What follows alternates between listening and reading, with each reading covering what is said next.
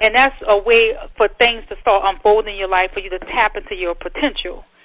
And so truly what you are sharing with us is truly profound again, and you are changing the paradigm of the food industry. You really are. And you are changing the trajectory of the food industry as well. So you're really giving us something to think about.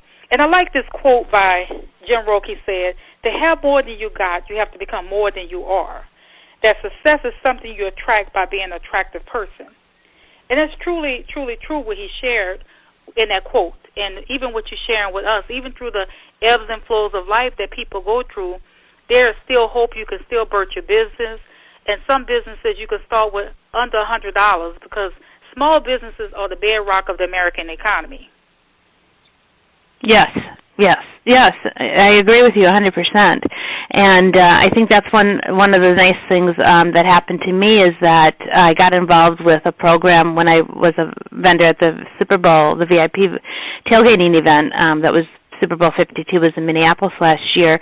I got involved with a program called the Business Connect, which is a diversified program which the NFL works with diversified businesses only. So it gives somebody like me, which Luvafoodie is a certified DBE, which is a diversified business enterprise. It gives the small business owner a chance to compete and be part of other opportunities and minority companies. And because the small business can't always compete. I mean, they can't compete with the large corporate business in so many ways. So any opportunities that are available for small businesses and minorities and both is really important to me. Yes, it definitely is. And so, yeah, that's truly great what you're sharing. And also, Michelle, you are the CEO of Luvafoodie, a brand that connects people who share a passion for food and beverage. And you had worked for large consumer brand companies in sales for previous 25 years. Yes. And I'm aware that you're a committed-minded professional, performance-driven, extremely energetic woman producing your own unique work. And you have such a compelling vision. What is your compelling vision of how to develop leadership strategies? Right. I think for me as a leader with my team and my company is the first thing you have to have is a clear communication style. The communication that you deliver to your people and to your team has to be actionable and it has to be measurable. Because really the root, I think, of everyone's success is you could be the smartest person in the world, but if you can't communicate, what good is it, right? Right. So clear communication, I think, in direction with your people, direction with the vision, direction of where the company, the brand you want it to go. Whatever it is, it has to be actionable and measurable. I also believe in encouraging and empowerment. I think that's very important, and recognition. People will do more if you recognize them and you empower them versus stifle them. And then I also believe as a leader with my people, and to be a really good leader, you have to be compassionate and you have to have empathy because at the end of the day, we all go through things where, you know what, sometimes you just have to listen and you just have to be there. And then, you want to be inspiring because you can have people, you can be a manager or you can be a leader, and leaders inspire, and managers, that's a different hat. It's a different type of a leader. Or actually, I don't believe a manager always is a leader. So be inspiring, be compassionate, be empathetic, and have a clear communication, and empower and encourage. Those would be my strategies in defining how we lead at Luvafoodie. I love that, what you're sharing. And it reminds me of what Dr. Martin Luther King said. He says, for the compelling necessity of embracing the furious urgency of now, for there is no substitute for action. You definitely have been action-oriented and proactive. And even through the things that you went through, you still were action-oriented. And it shows that you are living by design and not by default. You are being used as a compass to help so many other entrepreneurs and say that no matter what challenges you go through in life, you can still make it. And that reflection speaks volumes, I must say. Mm-hmm. It definitely speaks volumes that no matter how old you are or how many setbacks in life, you can still reach your dreams. Because so many people feel stagnated. And we're showing people how to break that gridlock because they don't know what direction and intersection of life to go in. And so even when you go through challenges, even your health situation or people going through relationships, you have to realize that tomorrow could be totally different, that God can take that pain and turn it into his gain and your gain as well. And so that's what happened, that you tap into your purpose, a higher purpose of your life. And so that's definitely truly commendable. I can commend you for that.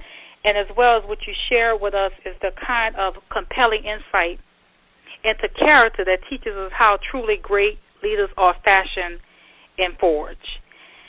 And you have been selected to be a brand ambassador for Twin Cities, American Heart Association Go Red Women AD campaign in Minnesota. Luvafoodie introduced a new line of spices called Lover's Collection. And the products can be found in grocery stores in the Midwest and on Luvafoodie.com and Amazon.com. What can you share with the listening audience on how one can reach this momentous feat? Well, I think you have to be, at least for me, I think the number one thing I say, I am tenacious. I am T with the T, tenacious. You have to be extremely driven and goal-oriented and committed. And so whatever it is that I'm doing, whether I'm in a store demoing a Luvafoodie spice on a meat or fish, or I'm talking in front of American Heart on behalf of them to survivors and sharing my story, it's a passionate, driven, tenacious approach that I take in my life, and not only personally, but obviously with Luvafoodie and anything I do. And I think those are the keys to being successful, and that's really how I've gotten this far. Is I'm very driven. I have a no-quit attitude, and honestly, there was not going to be any plan B. I'm like, there's no plan B, so I'm going to have to figure out how this is going to work.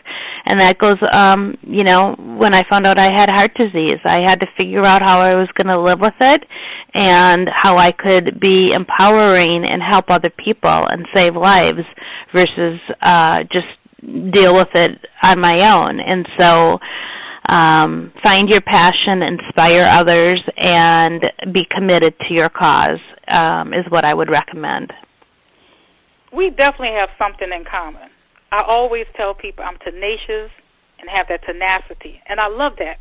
But what you're sharing with us is truly transformational, educational, inspiring the world by your testimony. We're going to talk a little bit more about heart disease, but I want to say that what you shared about your momentous feat in your life is truly remarkable.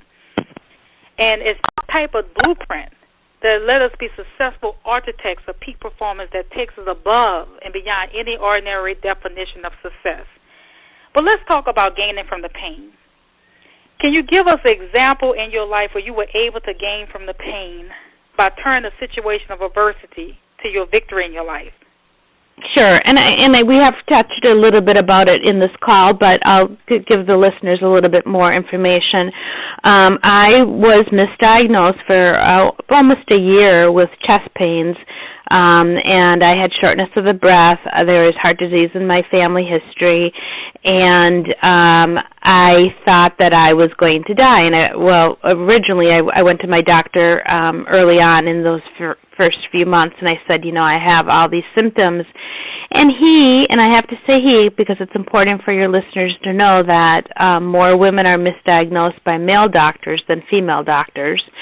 And he told me I had costochondritis, which is inflammation of the tissue around the rib cage, and that it would go away. Well, it did not go away, and about almost a year later, about 10, 11 months later, I went back to him and I said, I do not have costochondritis, something is seriously wrong.